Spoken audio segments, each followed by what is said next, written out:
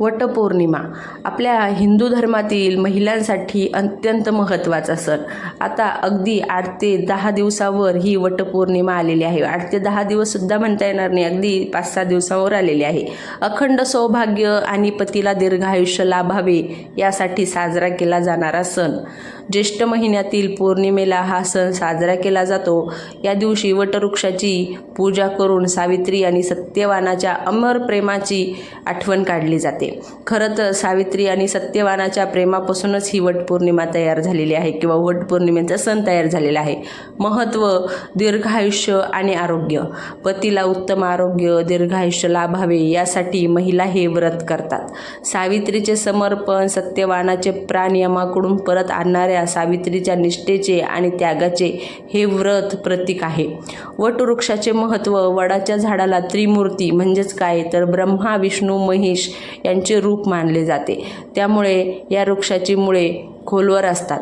तसेच तो दीर्घकाळ टिकणारा आणि मुबलक ऑक्सिजन देणारा वृक्ष असल्याने त्याला अमरत्व आणि आरोग्याचे प्रतीक मानले आहे.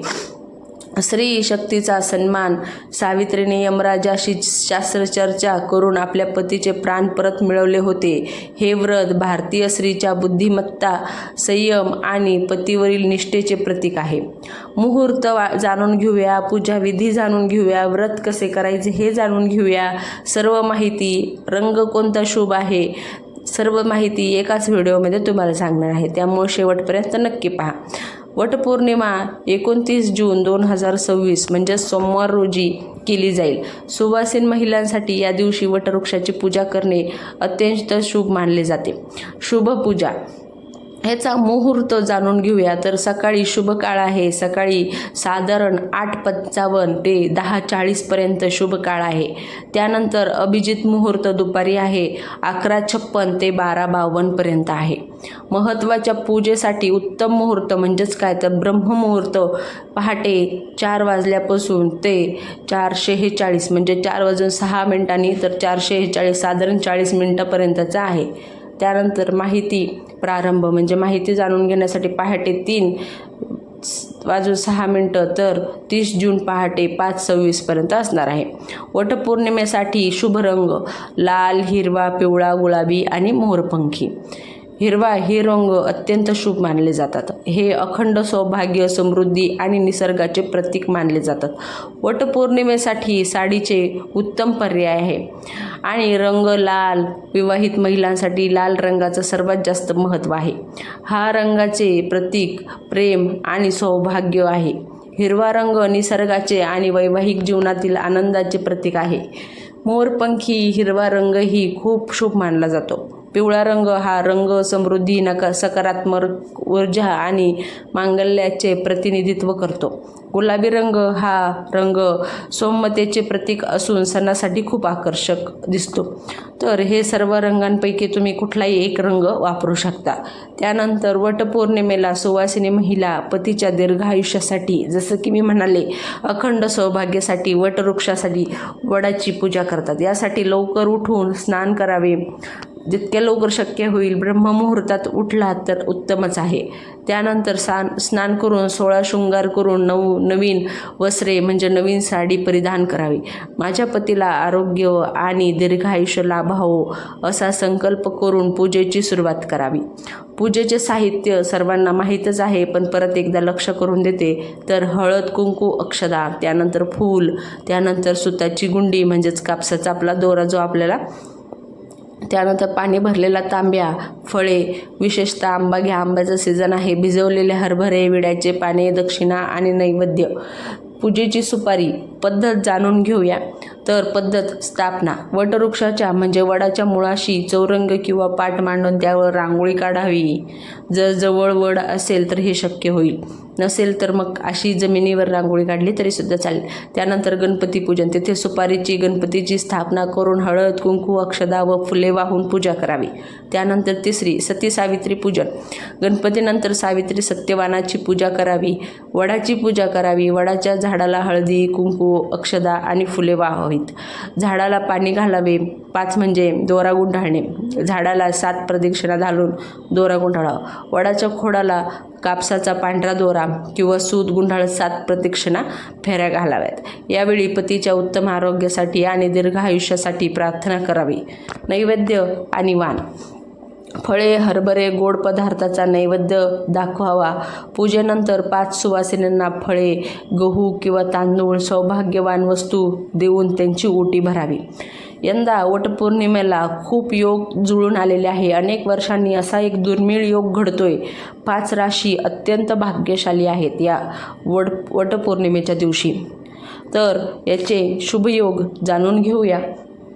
वटपौर्णिमा पॉवरफुल म्हणजेच काय तर तब्बल 3 शक्तिशाली संयोग, 5 राशीची 5ही बोटं तुपात, महादेवाचं प्रचंड पाठबळ आणि वटपौर्णिमा महिलांसाठी अत्यंत महत्त्वाचा सण. धार्मिक मान्यतेनुसार वटपौर्णिमेचा संबंध सावित्री आणि सत्यवानाचा आहे, हे आपल्याला माहीत आहे. पण यांच्या कथेशी जोडला जातो. सावित्रीने आपल्या पतिव्रतेच्या सामर्थ्याने यमराजाकडून पती सत्यवानाचे प्राण परत मिळवले, अशी ही कथा आहे. त्यामुळे हा दिवस पतिव्रता, निष्ठा आणि समर्पणाचे प्रतीक मानला जातो. ज्येष्ठ महिन्याच्या पौर्णिमेला हा सण तर साजरा होतोच, आपल्याला माहीतच आहे. या दिवशी स्त्रिया आपल्या पतीच्या दीर्घायुष्य, उत्तम आरोग्य आणि सुखी वैवाहिक जीवनासाठी प्रार्थना करतात. पण या दिवशी म्हणजे 2026 या साली या दिवशी असे 5 योग म्हणजे असे काही योग जुळून आलेले आहे आणि अशा 5 राशी ज्या आहेत त्या खूपच त्यांचे अगदी 5 बोटं जे आहेत तुपामध्ये आहेत. म्हणजे इतक्या त्या राशी ज्या आहेत इतक्या भाग्यशाली आहेत. वटपौर्णिमा विवाहित महिला सावित्रीच्या स्मरणार्थ वडाची झाडापूजा करून, वडाचे झाड दीर्घायुष्य, स्थैर्य, समृद्धीचे प्रतीक मानले जाते. हिंदू धर्मात वडाच्या झाडाला ब्रह्मा, विष्णू, महेश, जसं की मी अगोदरसुद्धा सांगितलं, यांचा यामध्ये वास असल्याची श्रद्धा आहे आणि त्यामुळे वडाची पूजा केल्याने कुटुंबात सुख, समृद्धी आणि सकारात्मकता येते असे मानले जाते. तर या दिवशी काही असे दुर्मिळ योग जे आहेत जुळून आलेले आहेत, जे की आत्तापर्यंत जे दुर्मिळ योग जे आहे जुळून आलेले होते म्हणजे शुभ योग. आणि त्यातल्या त्यात काही अशा राशी आहेत की ज्या खूपच भाग्यशाली आहेत. त्या इतक्या भाग्यशाली आहेत की त्यांचे 5ही बोट जे आपण म्हणतो तुपामध्ये, त्या पद्धतीच्या या राशी ज्या आहे भाग्यशाली आहे. तर जाणून घेऊया वटपौर्णिमेला असलेले शुभयोग. पौर्णिमा तिथी. पंचांगानुसार पौर्णिमा ही स्वतःच अत्यंत शुभ आणि पुण्यदायी तिथी मानली जाते. धार्मिक कार्य, दानधर्म, जप तप आणि पूजेसाठी हा दिवस विशेष फलदायी मानला जातो. सोमवारचा हा शुभ संयोग जो आहे जुळून आलेला आहे.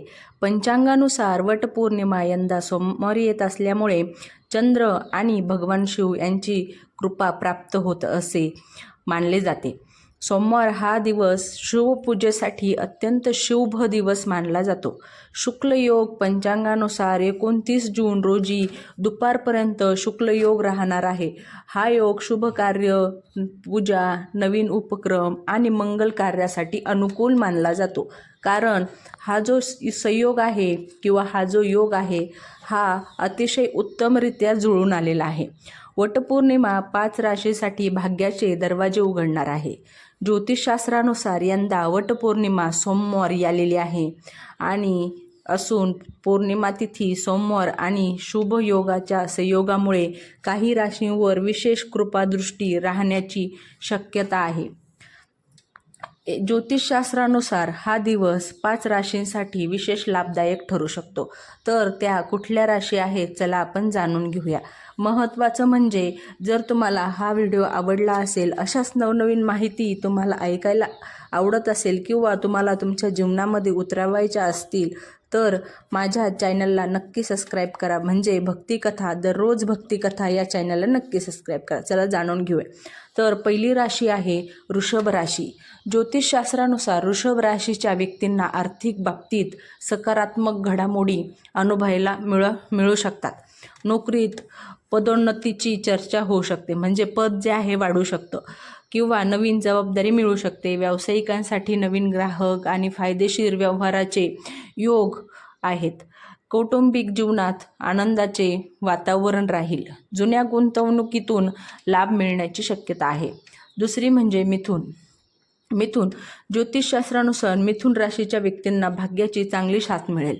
करिअरमध्ये प्रगतीचे मार्ग खुले होतील. नवीन नोकरीच्या शोधात असलेल्यांसाठी चांगली बातमी मिळू शकते, चांगली नोकरी मिळू शकते. फक्त प्रयत्न करत राहा. विद्यार्थ्यांसाठीही हा काळ अनुकूल राहील. मित्र आणि नातेवाईकांच्या मदतीने एखादे महत्त्वाचे काम पूर्ण होऊ शकते. त्यामुळं विशेषतः जे काही महत्त्वाचे काम असतील ते तुम्ही मनावर घ्या, म्हणजे जेणेकरून तुमचे काम पूर्ण होऊ शकेल. सिंह राशी आहे तिसरी. तर ज्योतिषशास्त्रानुसार सिंह राशीच्या व्यक्तींसाठी हा दिवस आत्मविश्वास आणि यश घेऊन येणारा ठरू शकतो. नेतृत्व गुणांना वाव मिळेल. त्यानंतर व्यवसायात विस्ताराचे नियोजन यशस्वी होतील. ज्यांना व्यवसायामध्ये विस्तार करायचा आहे त्यांचे नियोजन जे आहे यशस्वी होऊ शकते. आर्थिक लाभाचे संकेत आहेत. प्रेमसंबंध आणि वैवाहिक जीवनातही सकारात्मकता वाढेल. सामाजिक प्रतिष्ठा उंच बनण्याची शक्यता आहे. तर हे सर्व सिंह राशीमध्ये घडू शकतं. त्यानंतर चौथी रास म्हणजे तुळ रास. ज्योतिषशास्त्रानुसार तुळ राशीच्या व्यक्तींना धनलाभ आणि करिअरमध्ये प्रगतीचे संकेत दिसत आहेत. म्हणजे यांना अचानक धनलाभ होऊ शकतो किंवा मग करिअरमध्ये प्रगती, दोन्हीपैकी काहीतरी एक होऊ शकतं. रखडलेली कामे पूर्ण होतील.